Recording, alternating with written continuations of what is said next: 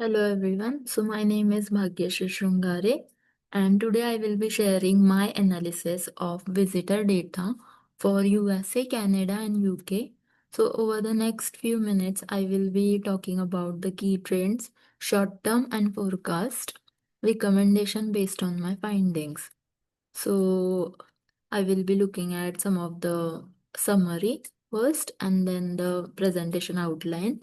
So in short, I have taken three countries, USA, Canada and UK, and I have seen more visitors over the 10-day period which I have studied.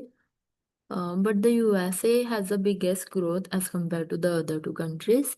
So Canada and UK had small increases.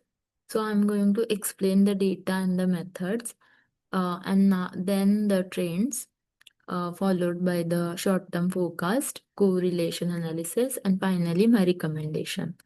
So in slide number 3, it talks about data overview and methodology. So I'm going to talk about the data which I've analyzed. So the data I took is from the January 1st to 10th of January in 2024, which is of Delhi visitors counts for the country like USA, Canada, and UK. I calculated total Delhi visitors for each country, and I also used a 7-day moving average to smooth out the fluctuations. So sorry. And for forecasting, I use Tableau's model to predict the visitors number 3 days ahead. I also looked at the correlation between USA and Canada to see if their visitor patterns are related. In visitors trends, like over the last 10 days, I have shown a chart. So this chart actually shows about the visitor numbers over the 10-day period. So the USS line, we can see that it clearly goes upward, showing the steady growth. Whereas in Canada and UK, it also grows, but at a slower pace. So the moving average line, I think the trend, it makes us easier to see without daily ups and downs getting in a way. Next, we will be talking about the 3-day forecast for USA visitors, especially.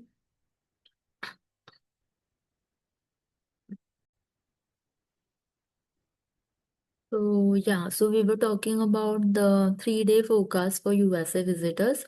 So I have used Tableau's forecast to predict the next 3 days for the USA. And since it has the higher visitor number and clear trend, so the confidence band shows approximately a higher range. And the forecast suggests that the US visitor numbers will keep on rising, which is important for planning and resource allocation. Then in slide number 6, I talked about the correlation metrics, which is the scatter plot.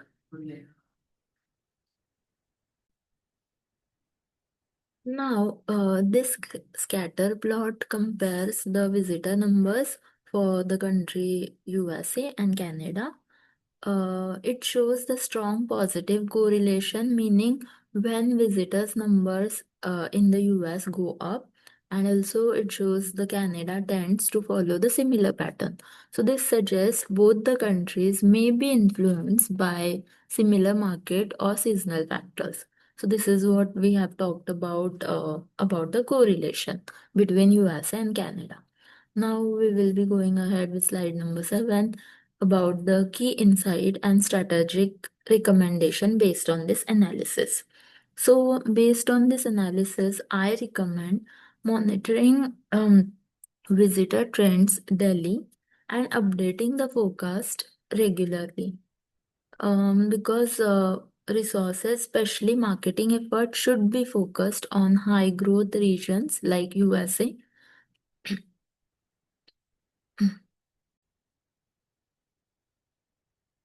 So it's also very important to understand that from marketing and analytics point of view, the team has to work closely together to respond quickly and changes in visitor trends. So this is what I came across as a key insight or strategic recommendation. Then, if we talk about the conclusion part, then in conclusion, I would say that USA is driving the overall growth as compared to the other two countries, and the forecast also supports the positive trend. I definitely propose launching a 2 week targeted ad campaign in US, especially tracking the results weekly. This will help us to make the most of the growth while staying adaptable. So I would say that this sort of action plan could be effectively used in order to see the growth and the trends. So before I finish, I want to connect the three main points of this analysis, that is trends, forecast, and correlation, because together they tell the full story of this analysis. So first, if we again look around about the trends over the last 10 days, clearly shows the steady growth in all the three countries, but USA especially. The upward movement is not just a random, it suggests the ongoing momentum that we can build on. Second, if we talk about the forecast, then it talks about the trends and the project them forward. So for USA, the next 3 days are expected to have a continuous rise, and the intervals also shows the high level of certainty. So this gives us a strong basis about the planning and the resource allocation.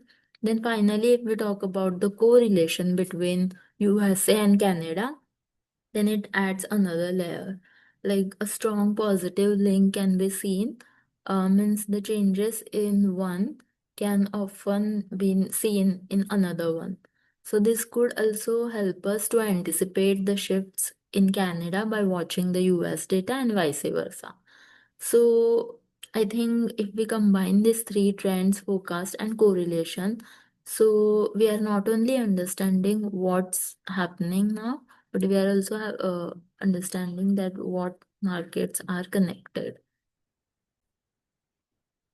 So this is it for my presentation today, and thank you.